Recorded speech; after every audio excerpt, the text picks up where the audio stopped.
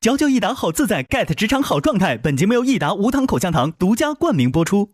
Olay 美白实力派，职场发光就现在，7天亮14天白。本节目由 Olay 玉兰油赞助 ，AI PC 出手 ，offer 轻松到手。本节目由惠普星 Book Pro 14行业赞助播出。自信每一面，带感赢 offer。本节目由百度邦阿达帕林凝胶赞助播出。持妆无班味，实力更出众。本节目由雅诗兰黛 DW 方气垫指定赞助播出。蓝河超多乳铁蛋白成长 offer 马上就来。本节目由蓝河绵羊奶粉赞助播出。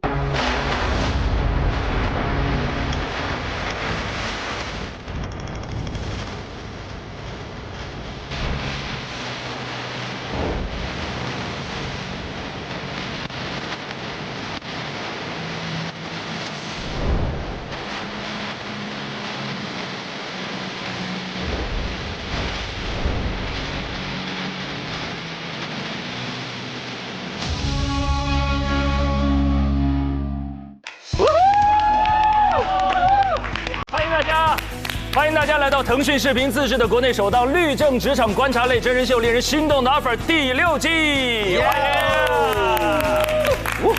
嚼嚼益达好自在 ，get 职场好状态。本节目由益达无糖口香糖独家冠名播出。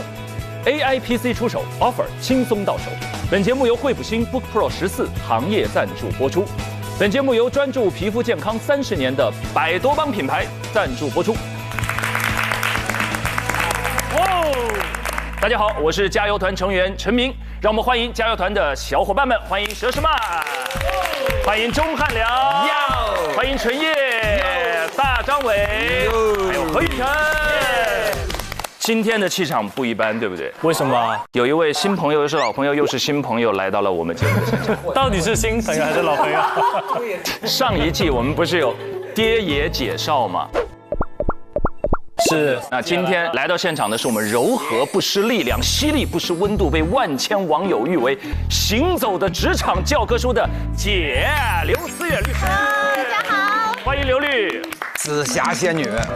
去年上完节目之后，刘律获得了非常多的人喜爱，也想问一问刘律，这1年以来工作生活有没有什么变化？特别是刚刚过去的6、7月份，正好遇到了小朋友们的毕业季，然后9月份开学呢，又进入到了进一波的求职季，所以这段时间会有很多法学生问我，如果说想去做律师或者想去做诉讼律师，需要具备什么样的条件？所以我基本上都是在线答疑解惑的那种。哦，全免费？全免费，而且公开的。你都怎么劝他们呢？劝人学法，千刀万剐。其实我觉得做每一行其实都是挺辛苦的，所以你做每一行呢，最重要是找到你自己的热爱，热爱可抵岁月漫长。哎呦，你听听，老师厉害。那想问问刘律，今年这一季本季的实习生，如果让您来挑选的话，您会挑谁？如果要选2位的话，我自己比较感兴趣的第一个是我自己的小师妹洛欣。洛欣是我的小师妹，清华。对，是的，而且我觉得她表现得非常的成熟。然后第2个呢是罗一涵，我觉得他身上是有一股劲儿的。对，而且他是公益律师，为好多那些公益的事情要。对，是的，我觉得这个是非常 respect 的。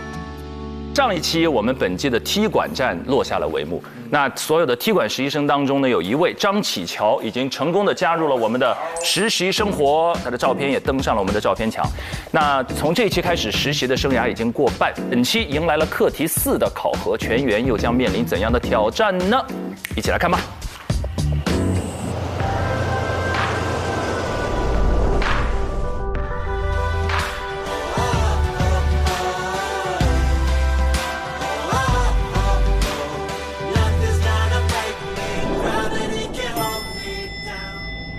每天起床第一句，先给自己打个气。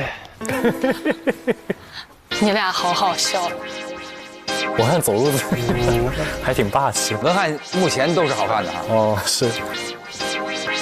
哦，我们居然是最快最早的。是的。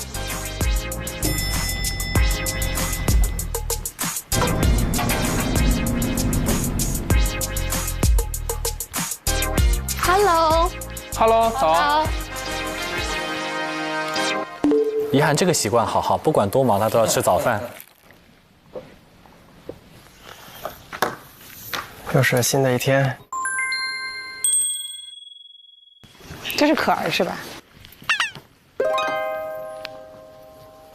咋今天这么没有精气神呢？可能需要一套像你这种的传达机活下。马上，等一下就去那个洗手间把我的换给你。 OK， 换给我。高跟鞋也给我。我这霸王别姬。你这套我是能穿的，我这套你能不能我就不知道。那有啥不能的？啊，勇敢尝试，走出舒适区。我觉得舒适区也挺好的哈，舒适区也挺好的哈。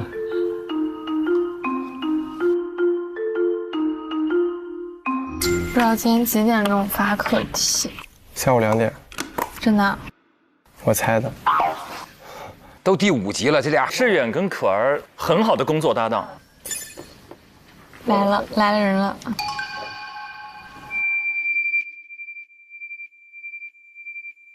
Hello。哇，你们今天穿的真好看。好啊。我感觉你每件衬衫好像长在我的审美点上。我们交换。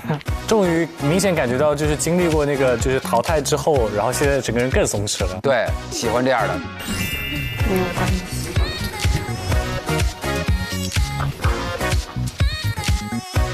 Hello， 早呀。Hello。早。咱们谁？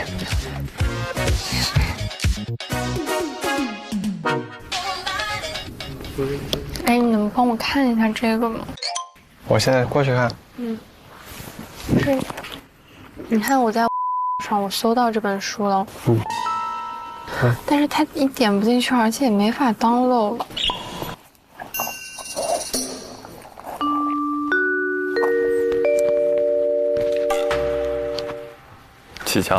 启强是干嘛呀？邮箱里面。你这是什么啊？哦，他是记录罪证律师的这种职业嗅觉啊。这是什么？一次性胶片机吗？对啊。哇哦！哇！我可以看看你刚刚拍的吗？不能。为什么？晒出来了。因为它是胶片。哦，我是用相机拍的。好吧。终于还萌萌的。哦，这是谁？不会吧？又有人挑战来了。Hello。嗨。想问一下，关大律师的办公室在哪？在那边。中间的这个。OK。您是？我来找关大律师报道。报道，他又来踢馆啊？送题目来的，这一期的题目对。老有鲶鱼往里边钻，这个。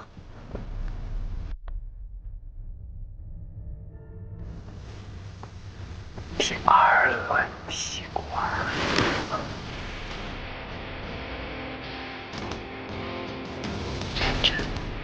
终于就老在这个传播这些莫名其妙的消息。上次说人家是那个什么已经拿到大律师证的，也是终于做气氛。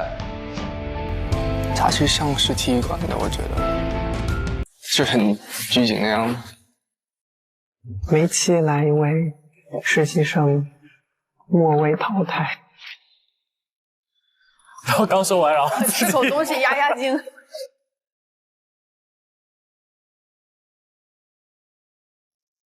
不会吧？不是吧？压力这么大的？车轮战。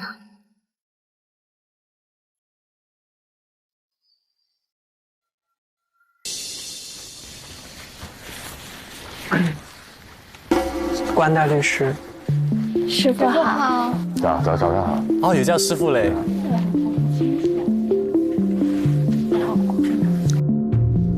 早上好。早上好。让你自己介绍一下自己。真的吗 ？What？ 啊，又来踢馆了。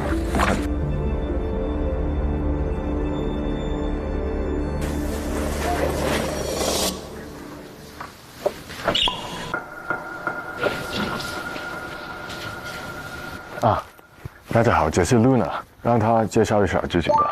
Hello。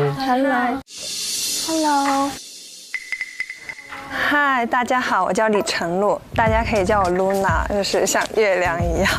然后我是在澳门科技大学读的法律硕士，所以是当时学的是内地的法。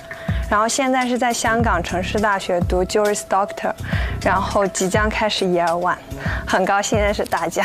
很高兴认识你。啥？怎么就很高兴认识大家了？大家想听他来的目的。我先带你过去这个岗位吧，你先走啊。所以这是来踢馆的。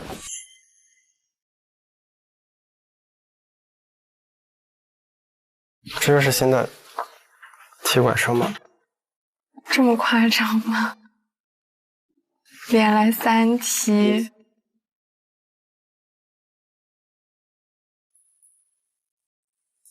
稍后就会颁布课题呢。你有什么呢？你可以找他，他是我的助理。助理，你听见没有？哦。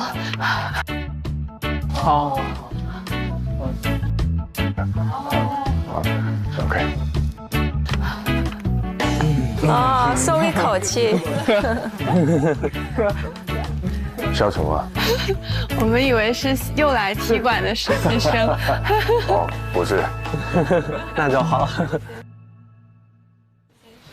心都离了一离。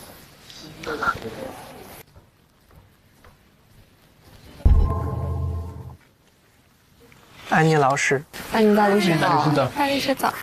早。今天头发卷了。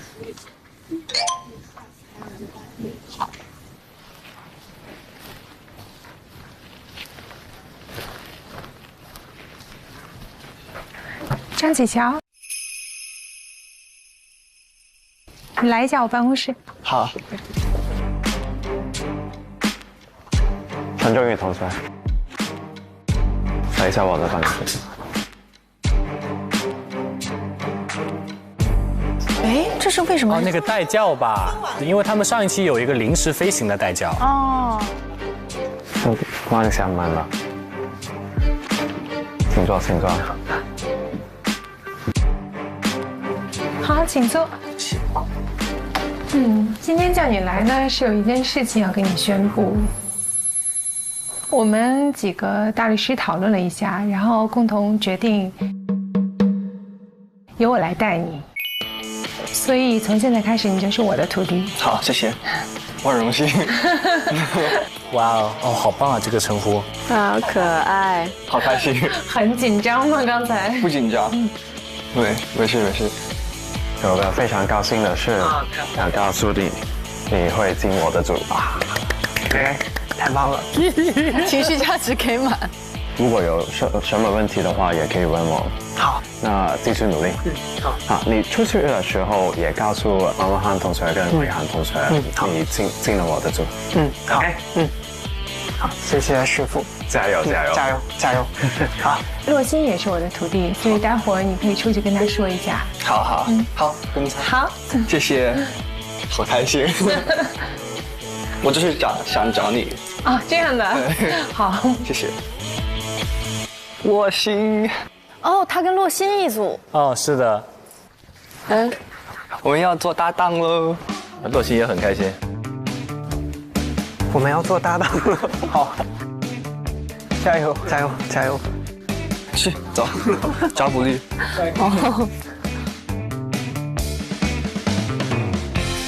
罗老师，我们都在沈大律师的组，我们要做搭档喽！加油！太好了。你应该还是和关大律师，就是按之前的组。那还是我们仨。哦，那我们3个搭档。挺好的。哎，我很满意。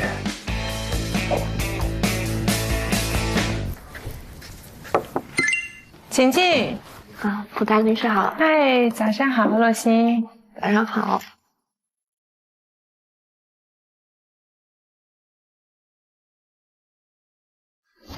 怎么样？刚刚 Marco 跟我说他说您找我，没有，我让他跟你说一下。洛心也是我的徒弟，你告诉洛心一下。所以他传他，我以为他说让我过来找您。哦，可能我说的太快了。哦，好的。我的师傅，他叫我做他的徒弟，我好开心。哎呦，好开心的嘞！自豪溢于言表。他年龄小吧？对他年纪很小，04年的是吧？最小实习生。04年的都出来打工啦。是。我好期待下一个课题呀！脑子已经饥渴难耐。去抢 KPI， 冲！这一次一定要破0。肯定会的。要开张了。我觉得你跟洛姐一组也真的是一个天大的好消息，特别的稳。对，我也想跟洛心一组。怎么样？说什么？他没有找我，他是让你跟我说我们两个。不好意思，我以为他让我就知道。他已经激动到启乔已经去原地嗨起飞了，太开心了。好的。哦，红了已经。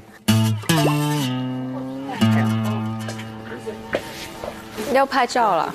好兴奋。他想跟全世界公布这个喜讯。嗨，我们要取个名字吗？哎呦我的天！就是得有 CP 名了，得有团队的名字。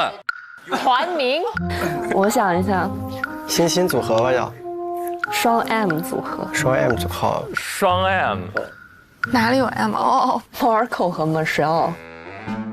M。这还上赶着自己给自己取 CP 名的是吗？他叫张启乔，人家洛心，他们应该叫敲锣打鼓组。敲锣打鼓，对不对？还真是，敲锣打鼓挺可爱的。他们2个一组吗？其他人没组吗？其他人都是3个人吧？哦。你们俩今天的衣服的风格一样，下面都是灰的，上面都是浅的绿色。对啊，太好了。对，绿色、灰色，超搭。很像姐弟。好，我回去了。很像战友。各位同学，我们在大的会议室集合，然后带上你们的电脑、手机跟笔。好。手机。这个会让带东西带这么全乎？哦，我也是第一次听到。进去封闭工作吗？有没有可能把我们关在那直接开做了？我们走吧。走吧。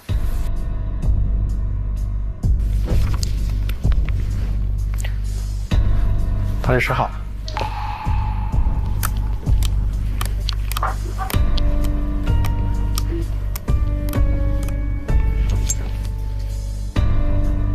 哎呦我天，怎么有点严肃呢？我去年也这么吓人吗？有吓人的，他们直接您吓人的，甚至更。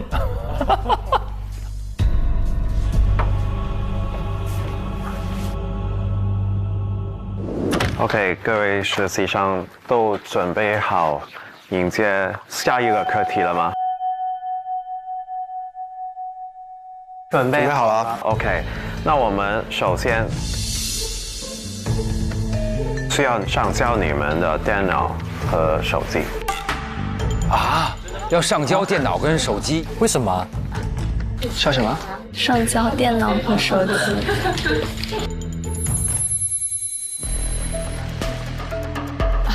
电脑拿来是为了上交。救命！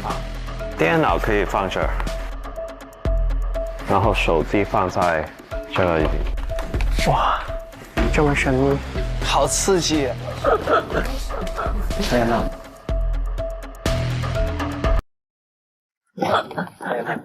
有2部电话的人，2部都要交出来。对。天哪！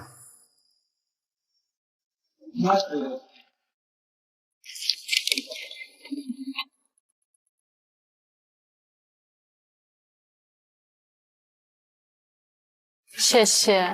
有种那个 SAC 开会的感觉。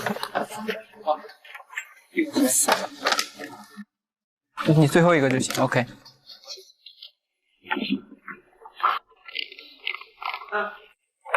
好了，我现在就正式发布我们第4个课题。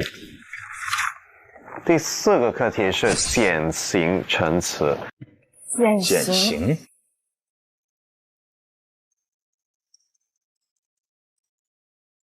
有些人会叫它求情陈词。减刑陈词在香港来说，在一个司法制度下，就是给被告人一个机会，将他的各方面的背景，还有他对于这个案件有他自己的说法，让法庭做出判刑的时候留意这些不同的点。在香港呢，有2个情况都会做这个减刑陈词的。如果一个被告人他在一个刑事案件里面，他认罪了，在判刑之前，法庭是会听辩方他们做出一个减刑陈词。然后还有另一个情况，一个被告人经过整个审讯以后，他被裁定有罪，那个时候被告人也有权做一个减刑陈词。减刑陈词就是相当于这人已经犯罪了，就已经认罪了，但我想判轻点。所以这个就应该特别能发挥一个人的那个口才，对不对？他就能给他说的更动人一些，情感的渲染的力量。我们今天有2个案件。第一个案件是一个刑事犯罪的冒充案，被告人张先生认识了女子 X 对他有好感，张先生就声称自己是香港消防队队长，他伪造了一个消防队长的委任证，女子 X 就成为了他的女朋友。大约1个月后，女子 X 发现被告人不是一个消防署的职员，女子 X 就报警处理这个案件了。被告人是认罪了，希望大律师向法庭做出一个求情轻判的陈词。这个在内地的法律体系里叫招摇撞骗罪。哦，他要骗他钱，骗他什么那种？对，有的骗钱、骗感情也可以认招摇撞骗的。下一个案件是 Annie 的案件。好，这个案件呢，它是刑事犯罪恐吓案，还有伤人。被告呢，王先生，他是一家装修公司的东主。保安员呢，向他声称自己终日受到写字楼3楼的吴先生骚扰及欺凌。当天下午，被告去找这个吴先生，在此期间呢，2人发生了激烈的争吵。被告人王先生，他拿起摆在前台桌面上的订书机，重击吴先生的头部及脸部4至6次。当天下午4点的时候呢，警员在3楼的楼梯间将被告人拘捕。警戒之下，被告人是否认控罪的。但是当然，我们做这个求情减刑，他是在法庭认罪的。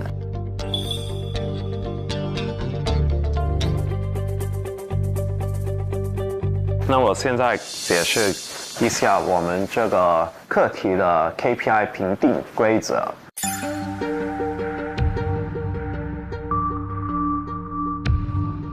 我们这个考核是根据案件的详情，需要各位同学提交一个书面的陈词，然后再做一个口头的陈词。实习生你们可以自己选择想做的那个案件，如果选择了同一个案件的，就互为竞争。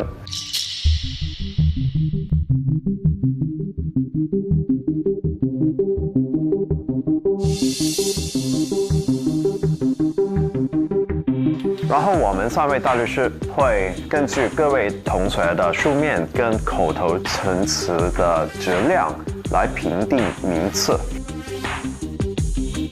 每个组的前2名同学将会获得15个 KPI。这个选择的顺序是抽签来决定的。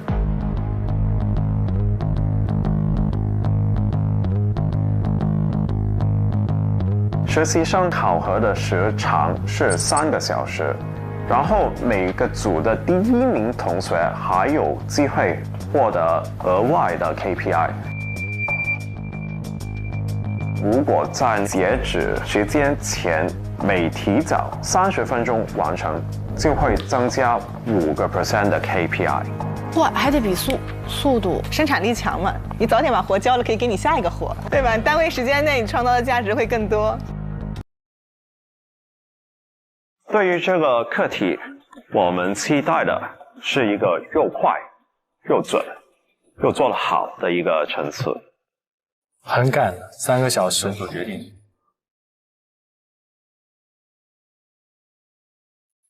那现在各位同学有15分钟思考一下你们想选择的案件。这个15分钟思考时间就是不能用电子设备的，不能用哦。好的 ，OK， 可以回工位思考一下 ，OK。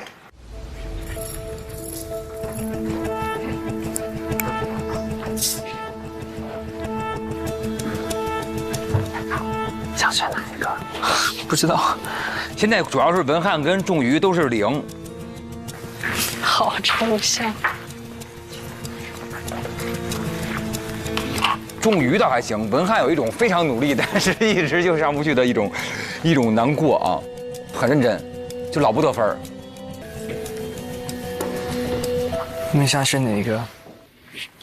没想好，但是感觉第一个是不是案件不太好找？感觉第2个的案件会多一些。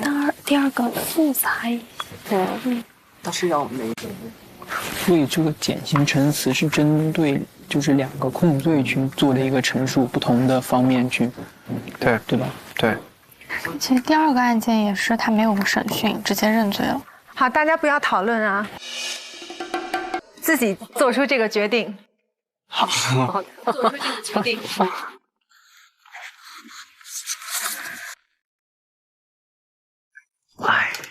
其实我觉得我的那个课题难度是在做法律检索这方面，特别是那个冒充公职人员这个控罪，然后也使用一些案例。并且其实伤人罪这一条控罪也是要去做一下检索。当然，在他 propose 一些判刑的时候，有一些判刑是不可以的。对。我觉得最困难应该就是在这个时间的限制。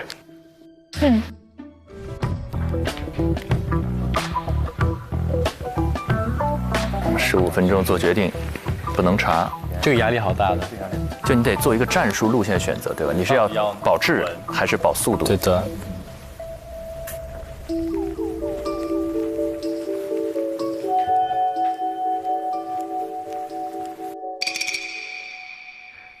有问题吗 ？Hello， 我想找一下档案室里有没有刑事相关的书籍。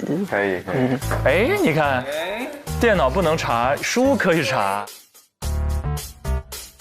这个很对啊，他找对书就会很快，找到相关的陈同学也真的经验。对，你知道他进了我的组吗？啊。我的组也非常不错啊！哦，开始护犊子了。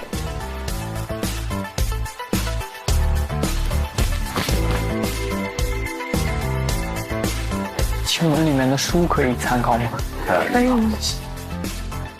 可以，你2个0分的人都想到了啊，都是没有分的想到了。就是因为没有分，才刺激的那个思路一定要打开。你看，又是我的组员，想一块儿去。他们去档案室了吗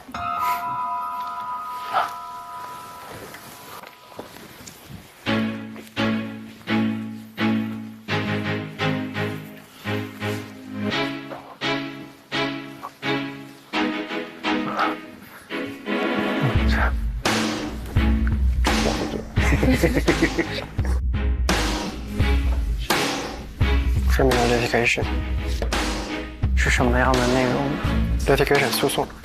OK， 我拿这本回去参考一下。文翰加油！文翰可以的。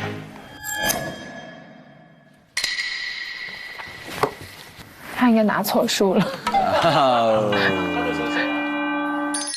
你拿的是啥？就是普通的 textbook。走吧，走，加油！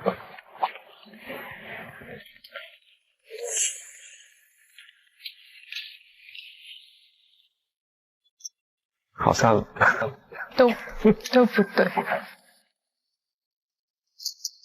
还有4分钟了，对吧？4分钟，看看谁过来。哦，等于他们在图书馆里头已经埋伏好那本书正确的是什么了哈。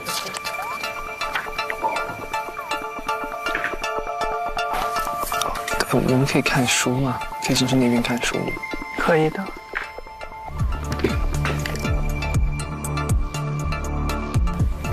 早上好。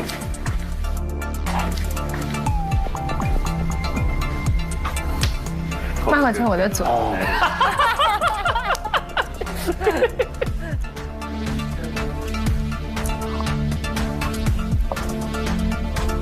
我觉得启乔可能拿对了。应该对了。Okay, someone got the right book. 你的组员，他拿到好样的。那本书 Starting point 就已经见分晓。IRC 不是盖的。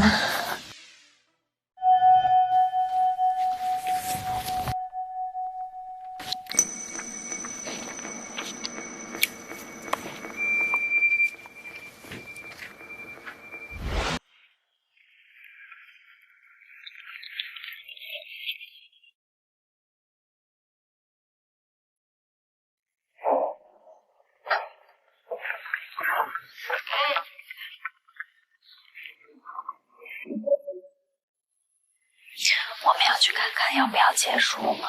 可以，我觉得。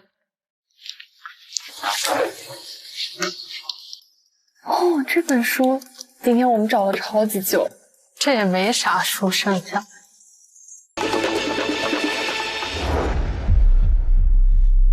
但其实他们也没有进入这个案件，还在选币嘛，还在选。但如果你在比如说一个案例书里面找到了跟这个很像的，那你就有自信了。而且它能编进书里面，肯定这个案例的话也是这种典型的案。对，而且你想，你找什么级别的案子，你可能上诉法院的案子，它的效率就会更好嘛。刘律像他里面说的那个，就是认罪之后，然后减刑陈词，大陆法系下是不是没有这个？有，就是你可以做无罪辩护，我也可以说我承认我的犯罪罪行。而且在大陆法系下呢，就是在内地的法律体系里，它是更复杂的。你如果是在香港，那么你可能陪审团说你有罪，那么这个时候法官会给你时间，你再回去准备一下，然后你回来再去说我要求减刑。但是如果是在内地的话，你是一次性全要说了啊，你可能分步骤说，我先说我觉得我无罪啊，那如果说最后法院认定我有罪，那辩护人再去说我有以下减轻的情形，1、2、3、4、5，它要同步，哎，你同步一次性庭审全部把它说完，难度更高啊。对。我们先回到刚才这一段最开始的一个小细节，让人印象很深，就是这个露娜登场的时刻，然后大家纷纷认错了人，以为他是第2轮的踢馆实习生，但其实只是关大律的助理。各位有没有在自己的工作当中有认错人的尴尬经历？刘律有吗？在律师职场里，我被人认错过，而且特别尴尬的一件事情就是我师傅当时40多，我当时20多，然后我师傅40多呢，保养的特别好，之前跑马拉松很年轻嘛，看上去30多。我20多岁呢，你知道律师这个行业经常会把自己穿得老气一点嘛，我看上去也像30多。然后那天我们俩在一起走，然后我拎着一个大卷箱，我师傅就觉得让一个女孩子拎卷箱，对吧？不绅士，我师傅就帮我拎着卷箱，然后我一个人噔噔噔在前面走，然后客户出来接我们，客户看到我师傅姓张，客户看到我之后先来一句，哎，张律师你好，你好，你好，然后把我师傅当做了是我的助理。在师傅的角度应该还蛮开心的，我觉得。对，他特别开心这件事情，但我并不开心。并不开心。15、16年，我把杨迪认错了。哦，就认成杨幂了，对不对？哇，你是个瞎子，又是杨幂。我杨幂你好，我是杨迪。我是杨迪，我是杨迪。那时候好早，那时候我们就第一次合作一个节目。然后我们录一个很多外国人一起录的节目。然后现场有一个缅甸的代表，然后我在走廊里看到了，我看到背影，我觉得他跟杨迪很像，我就大声我说 “Hello， 杨迪”，他就来跟我握了手，他说“你好，你好”，那陈老师，我就是杨迪，我们就认真的攀谈了。后来正式开录的时候，我发现坐我旁边的杨迪并不长这个样子啊。然后我说我以为刚才那位代表是杨迪，然后那位代表知道我认错之后也没有解释，就顺水推舟的假装他是了。后来杨迪把这个事调侃了我很长时间。那位代表本身长得这么凄凉吗？也被认成杨迪，居然居然没有生气，凄凉。那代表长得很帅，是一个很帅的代表。因为节目组之前跟我说里面杨迪是整个节目里最好看的人，然后我就看到了那个缅甸的代表，觉得他长得很好看，我就以为他是杨迪。谁会跟你说这种违心的话？就是有人跟你说，整个节目里杨迪最好看啊。那个时候很早，15、16年，那个时候大家都还不熟悉的时候，哎，很尬。我好像也是有被认错的那个经验啊，那个大张伟嘛。哎，大杨迪，都是杨迪。杨迪，就是因为看太多被认错的，或者是认错人的。你就有一种习惯，你就不会主动先喊人家名字，就避开这些东西。我是很不擅长记住名字、职业，但我记得这个发生的情形，我会记得我跟你曾经在上一次做过什么，我就直接进入话题。哎，上次我跟你做过什么。我在跟他对谈的过程当中，就会慢慢知道你是谁。厉害。就可能你聊了很久，你压根都不知道他是谁。可能不知道，但我可能有一些画面，但可能不知道他的名字叫什么。所以下次见到小蛙哥，他要是就是开始跟我聊天不叫我名字，我就知道他忘记我名字了。你现在就问蛙哥你叫什么？我不得不问一下了，蛙哥，我叫什么名字？我们俩叫什么名字？不要这么尴尬，为什么都叫杨迪？杨迪你好，杨迪2号，杨迪3号，杨迪4号，我们都是杨迪。不知道姓名一律按杨迪处理了。这段话不能经常说。暴露了。但是韩良老师他是一个非常得体的人，就会越聊越好。就是因为我这个人吧，就有时候跟人认错了之后，又要故意用一些小笑话去跟人缓解尴尬，越缓解越尬。就像有一个人就是录节目，反正也是嘉宾，人家是个讲师，最开始认错人了，反正乱跟人说，后来就跟人聊天的时候一直假装想跟人家用一个笑话啊再给弄回来，我说您是个讲师啊，我说你肯定特别不喜欢植物对不对？我说植物担当讲师嘛。用一个笑话弄回来，然后就尬，然后就更不开心了。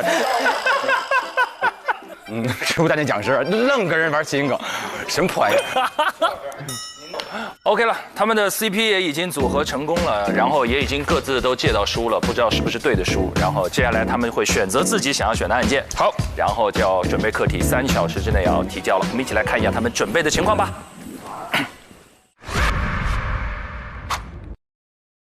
差不多时间了吧？来了，15分钟，几点到点？回到工位啦。啊，走过拿过去。这时间抽签了。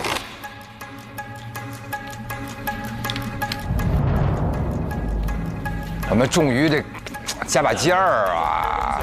好的，各位同学，时间到了。我现在宣布一下抽签的方法。抽签还有方法耶？先后顺序。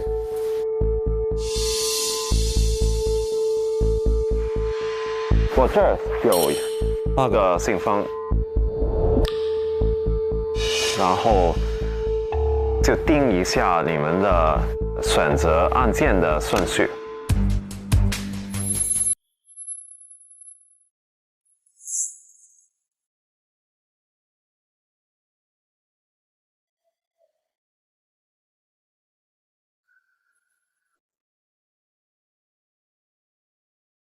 要我抽还是你抽？我自己抽。谢谢。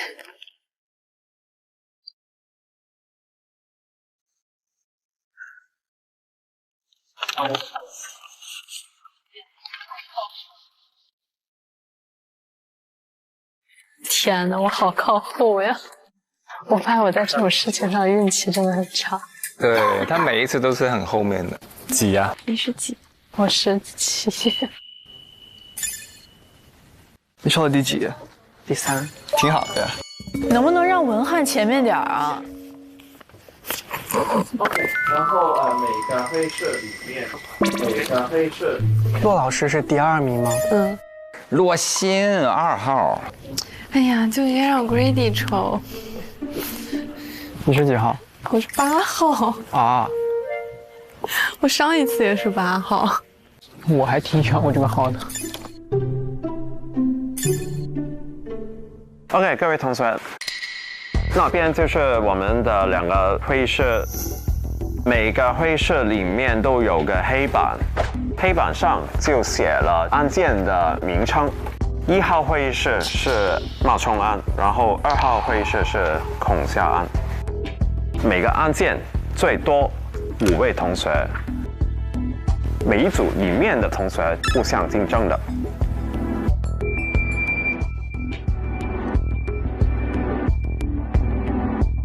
明白吗？明白。如果选择那个案件的话，就可以进去那个会议室。OK。跟我们那记得很像。对。对吧？对，也是两边走。当时我赌明浩会去那控方，就你觉得他非常义正言辞是吧？一身正气。结果他走进辩方。谁是第1名？好的。呀，启乔。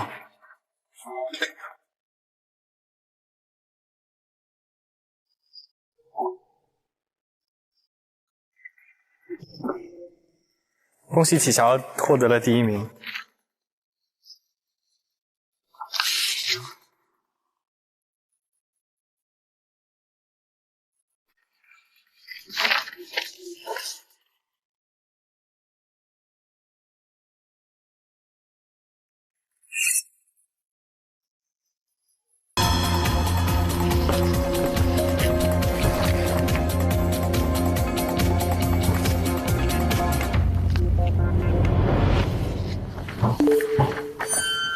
启乔这孩子肯定特爱照镜子，为什么？因为他走道的时候，还有发现他跟别人打招呼的时候，都是喜欢帅的这样。歪头杀。对，喜欢那种帅气的那种表达，所以平时照镜子也肯定照好久。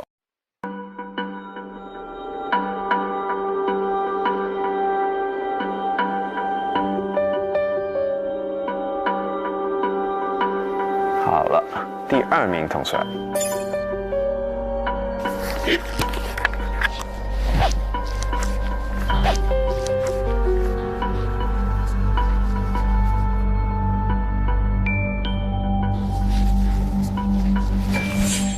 哎，大家有一种看他看大魔王的感觉。我为什么这么关注若心？因为他强啊，他现在45分。你想他是同组竞争，你跟若心分歧，你怎么搞？尽量避开强的人啊。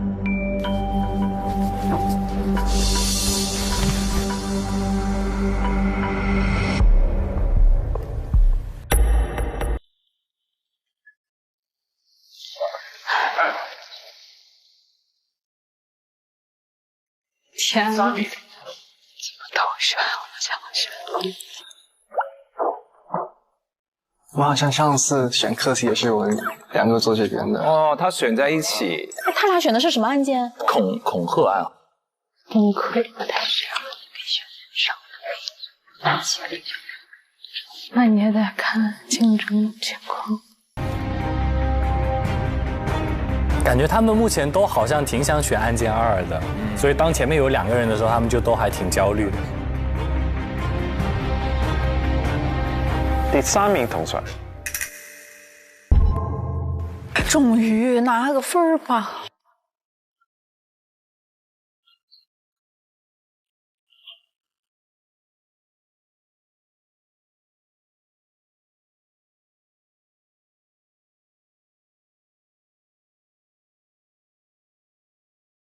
我猜他肯定会选我，要仲宇有没有可能来个2小时就交卷，然后搏一下那个？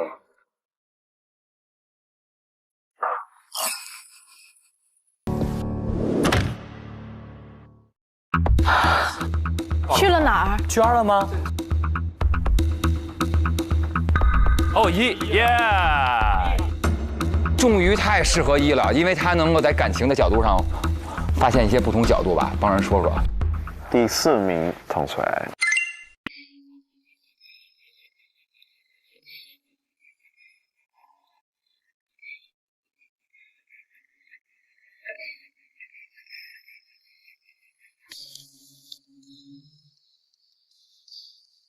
向远同学，他可能去2，可能去1，因为对志远来说，如果洛鑫在，他拿那 KPI 是有难度的。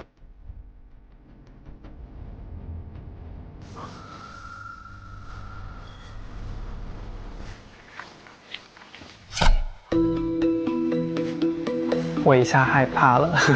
但最后如果是5比3的话，那3的那一组其实2个人拿 KPI 也还是不错的。对。第5名同学。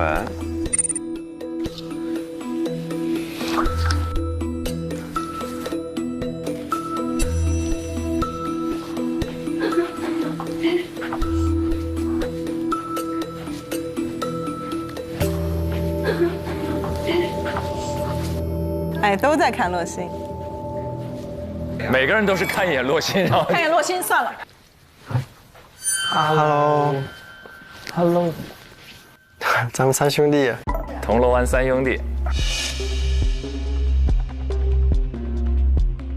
哦，有意思喽。第6名同学。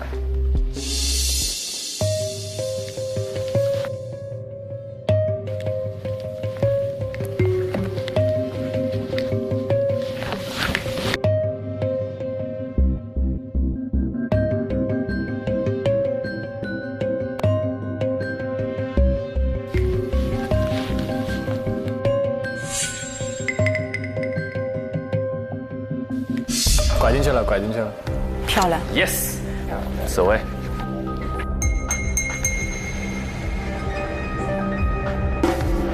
看后面怎么选喽。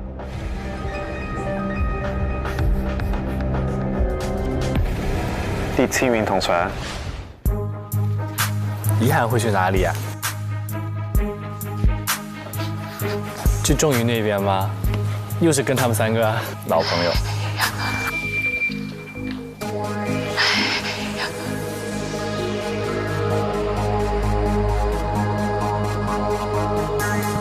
他跟洛鑫他们挥了挥手，哇，又回去那个组合啊！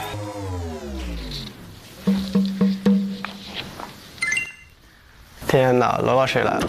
第8是谁呀？第8是可儿。哦，对，是可儿。看可儿来哪儿吧。铜锣湾3兄弟加遗憾。最后是你的可儿。谢谢。何律猜一猜，可儿选哪边？可儿肯定去洛鑫那个组。我觉得他可能会去罗一涵的剧组。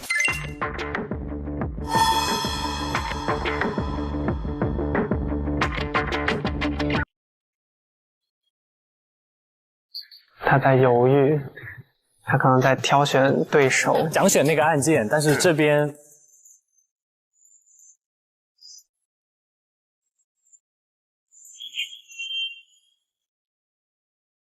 这个徘徊有点犹豫哈。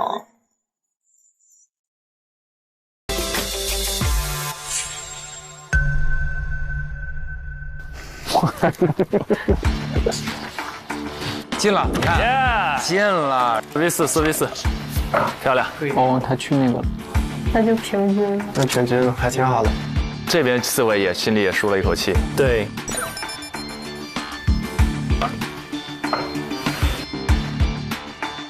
这个组现在压力就大了，有可儿，有洛鑫，有启乔，高手云集。这一组全部都有 KPI 的是吗？对。紫薇还是排第2名。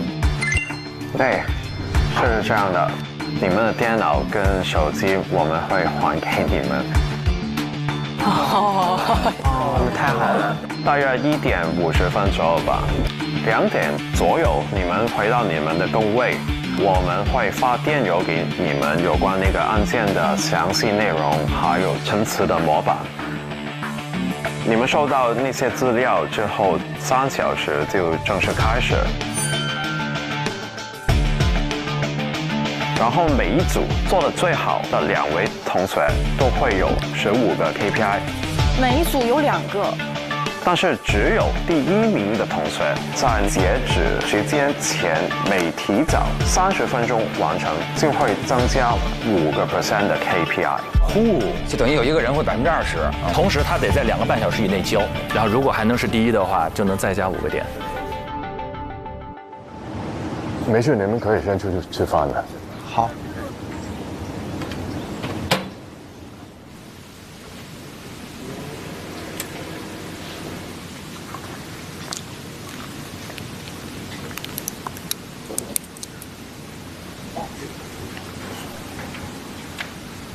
你有吃的吗？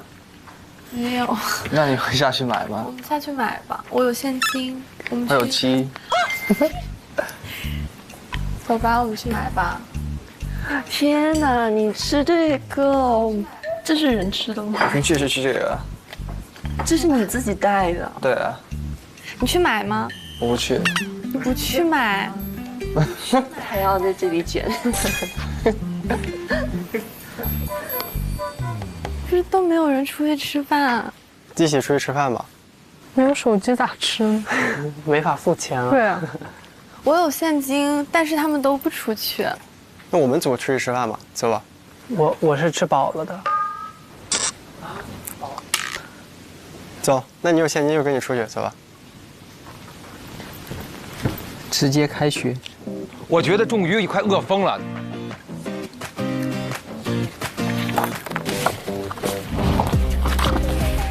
哦，这就是从饭、后饭。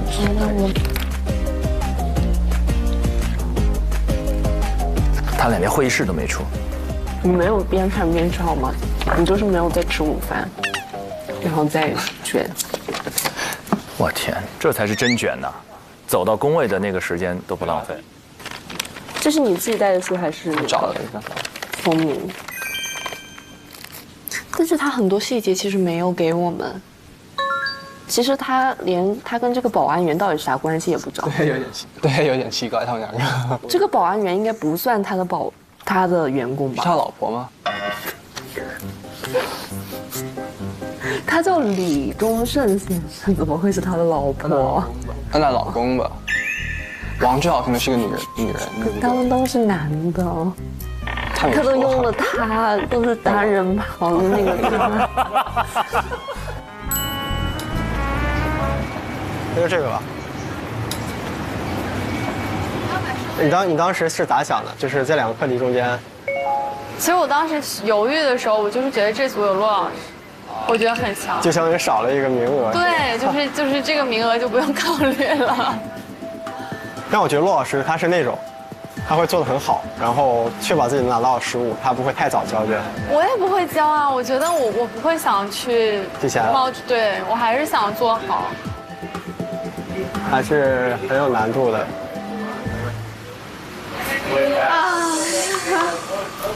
完了吗 ？OK， 谢谢。走吧。没事儿，相信你。你是你们4个人里你优势很大。2个字，苦涩。没事儿，一会儿捋一捋思路，边吃边捋。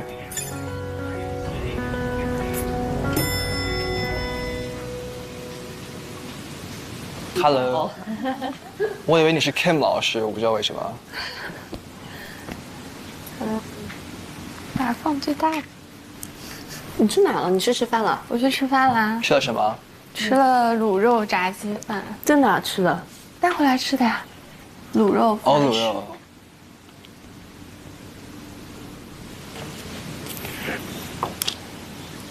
你那本是什么书啊？你觉得？说了呀，是牛津的一个 criminal practice。谢谢你的牛津书。那最好的书被你拿走了呀。哦，对，我拿最好的书，因为我太厉害了，我一拿就拿到最好的书。启乔绝对是说怎么样，哥们儿就是帅气了。他就那种臭屁小孩儿。哦，有3等奖哦。对，他有，但我还没看到这个。哦，我这里也有，我要看一下。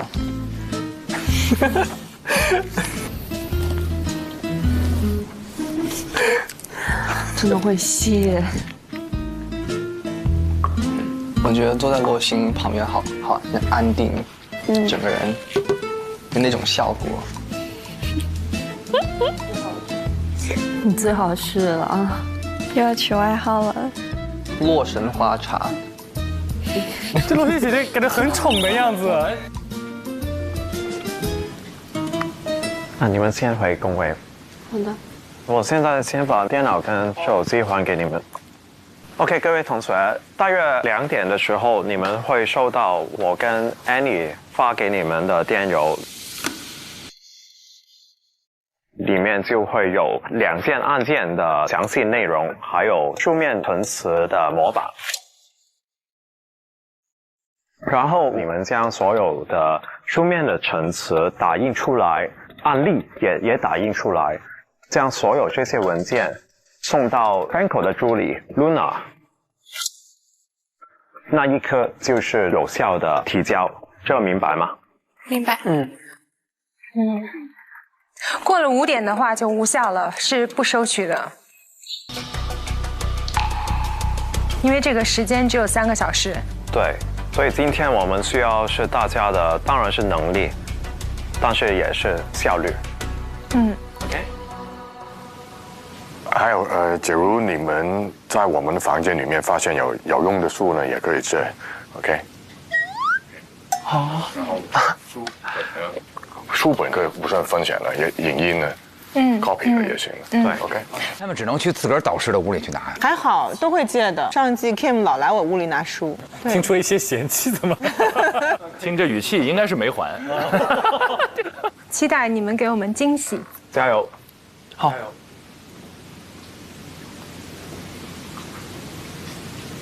我想去师傅房间看一下。师傅，可以看一眼您的书吗？可以，谢谢。啊，我要拿这本。你要这本吗？Sentencing，好棒。拿这个旧版那是最有用的了。能帮到的就这么多了。而且老师就放在那儿，他就是为了让你进来时就能看见。这老师很温暖，就是摆在那里让你。就差了说来我这边拿着，差说那句话而已。对。这个还挺有用的。我把这本拿走，谢谢师傅。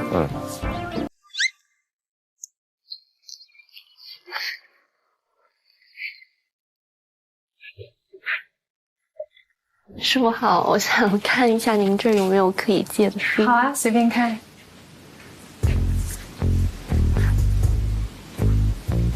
不是说快那本。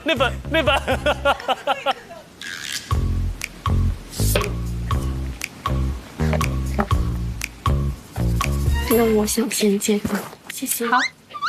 拿一堆走，你是要干嘛？做一个椅子吧？我看到洛星非常开心，从你这拿到，他就一直笑的，笑这么开心，应该是拿对了。这些内容可能在网上也能找得到，但这个更效率，就是网上很多信息你还要甄别。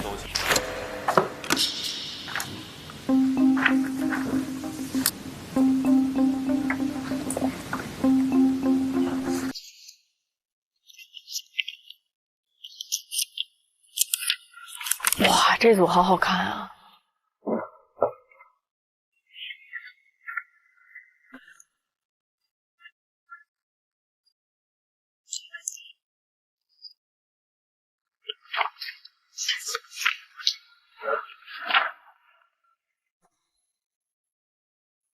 开始了没？还不能开始吧？他是不是还没发邮件？没发吧？我现在还没收到。时刻刷新。来了。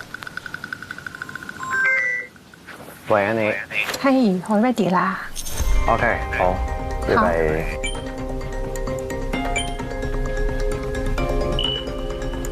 3、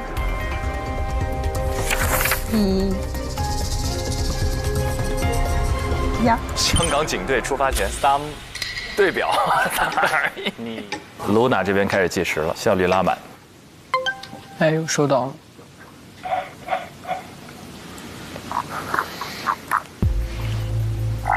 证据还挺多的。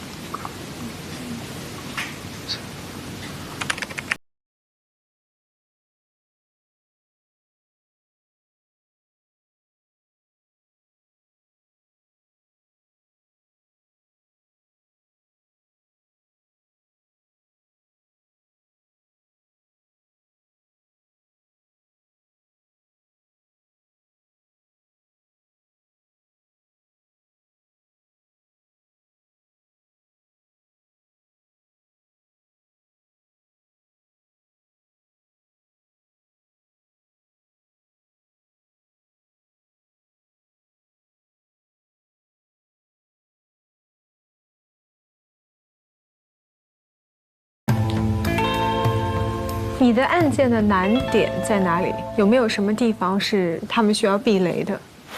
难处就是在于这个案件本身的控罪吧，特别是冒充公职人员这个控罪的法律检索难度高一点。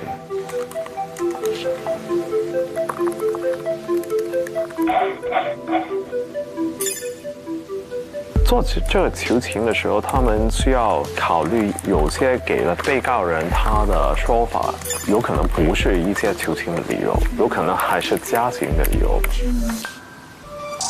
他们的客户已经认罪了，你再拿一些抗辩理由出来，就完全不行。对，这个可以看一看他们会不会犯这个错误。挖了坑。需要甄别。像这种冒充案不能多挖掘情感线嘛？就说最开始是因为那个男的爱这个女的，就是这个可能影响不到他的这种真正的量刑，你可能拿这个求情，法官也不会采取。我觉得像这里人同学有可能是第一个加，他是比较有效率的。王文翰、陈振宇都不是这么快的人，但是写的最好的话，应该还是罗一涵同学吧。他能力是真的有的。我那个课题里面的缓刑令是需要下一些功夫、花一些时间的。那个 Marco 拿了一本正确的书吧？他是第一个拿到那本书的，所以黑马也有可能是 Marco。洛欣拿了我的sentencing in Hong Kong。陈可人拿了我的sentencing in Hong Kong，他掌握这些 factual 的方面的能力是很快。哇，基本上谁拿了这本书 sentencing in Hong Kong， 谁就会赢。所以他们三个应该是会比较有优势。紫薇他想的方法很全面，课题上的法律建树了，他是比其他另外2位同学有很大的优势。因为没拿到关键书。洛欣真猛。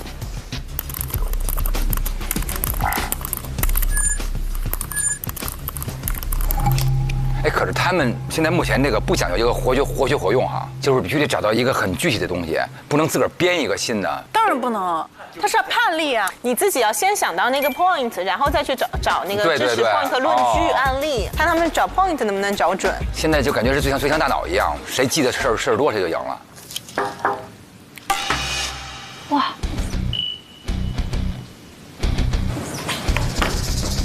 我们还有点期待。这是那个。唔係，又係嗰啲 material。哦，係我哋啲，哎。哦。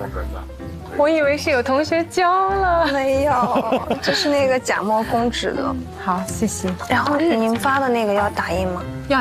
哦，好。是真的以為。我真的以為有人交了。滿臉期待。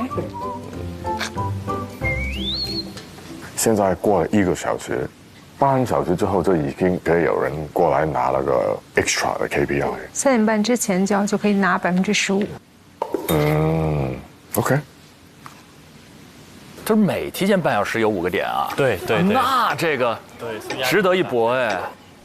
才過1個小時嘞。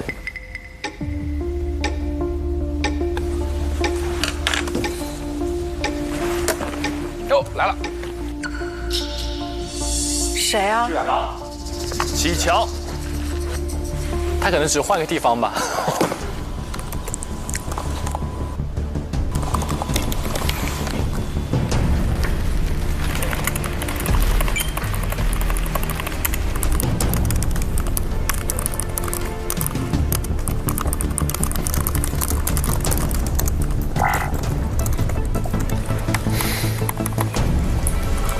已經提出結論了。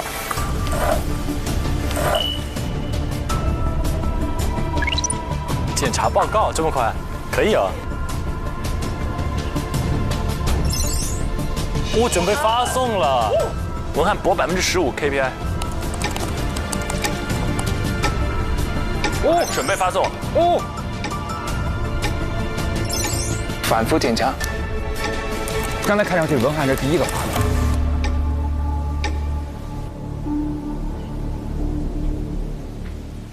OK， 我们先请何律帮我们科普一下这个减刑陈词好了。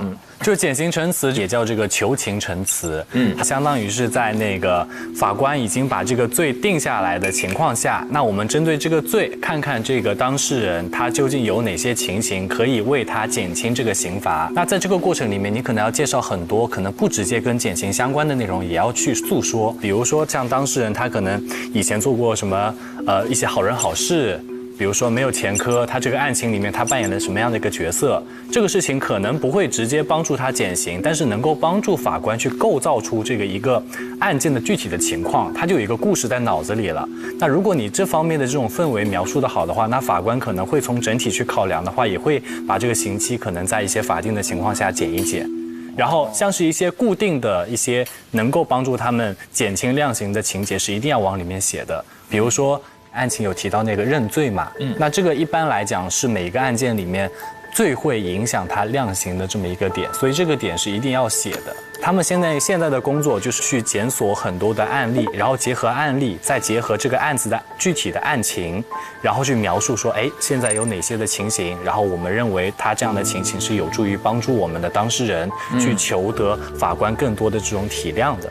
然后是要做这么多工作，所以严格上说，这个法律里面也会给人情留下一些空间，就是人情在里面是有因素的，这个因素会最终体现在法官的自由裁量里面，他一定是根据法律的依据，再结合他自己对于这件事情的一个心证嘛，然后最后得出一个结论。哦。你像我们之前有过一个案子，这个案子呢，他在内地，他是一个年纪非常大的老年人，然后他有精神类疾病，也在看心理医生，然后他老去盗窃，老去道歉啊，盗窃，我说这么客气啊，盗窃也没毛病，他先盗窃，然后就得道歉，然后他可能偷东西都不贵，偷一个鸡蛋啊，偷蔬菜啊，又偷这些东西，他主要是有心理缺陷。但是他累积的金额呢，也达到了去追溯他的标准了。但最后检察院是做出了不起诉决定的，当然也拿到他整个精神鉴定的报告了，所以都综合来看。所以这就是你要找他的心理原因啊、心理诱因啊、精神诱因啊、有没有前科等等各个方向。你可能要全面的去了解他的相关背景。他是个罪人，但他先是个病人。常说法不容情，但事实上在整个结构当中已经为人情味留下了一些空间了。处处是情，其实我觉得所有的情理其实都已经融到整个法律制度里面去了。就这个更新了我的认知，现在你才意识到情理是包含在法理之中的，是它的一个有机组成部分，是一个下位的概念。那想问问小何律师，刚刚这2个案子本身，包括他们实习生的这个分组的情况，觉得是在你的意料之中的吗？我觉得还蛮意外的。谁呀？最意外？你感觉？我觉得是遗憾哎，遗憾哦，他选了铜锣湾3兄弟。对，选了铜锣湾3兄弟。没有从哪里跌倒，从哪里站起来。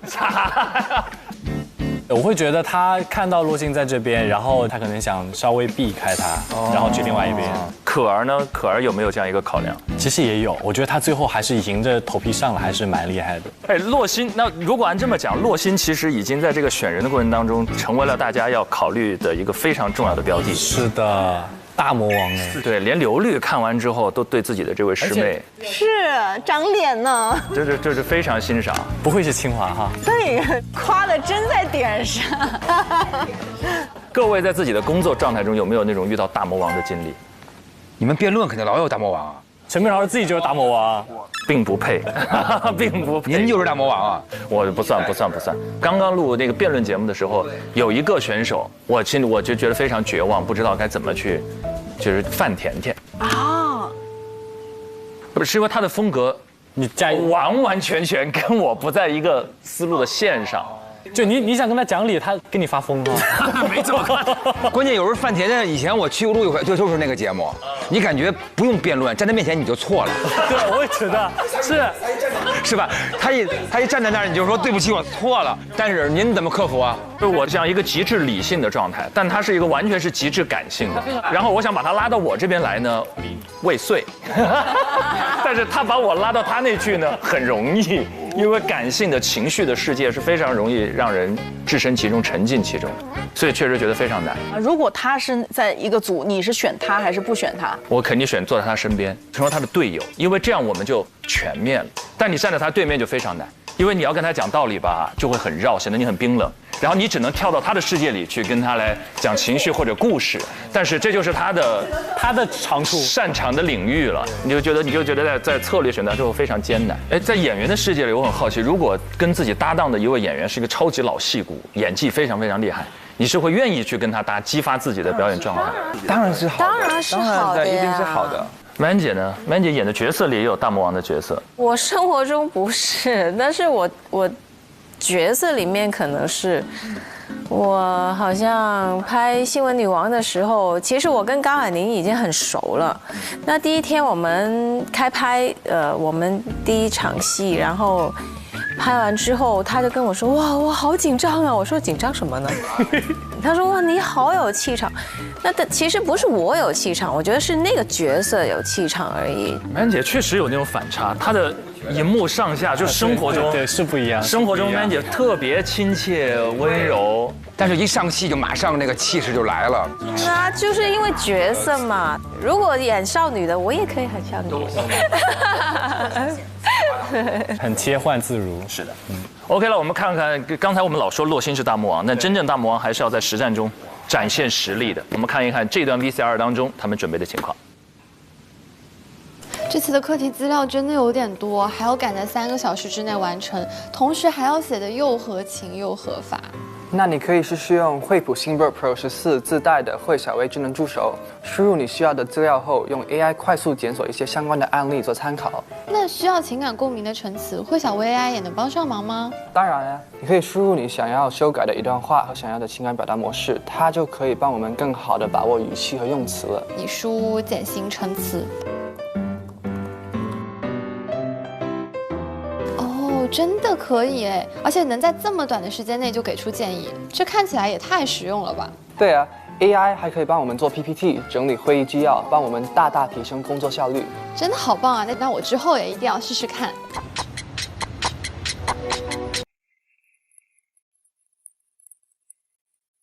你们就猜谁第一个交？仲瑜跟文翰。文翰有一种负重前行的气场。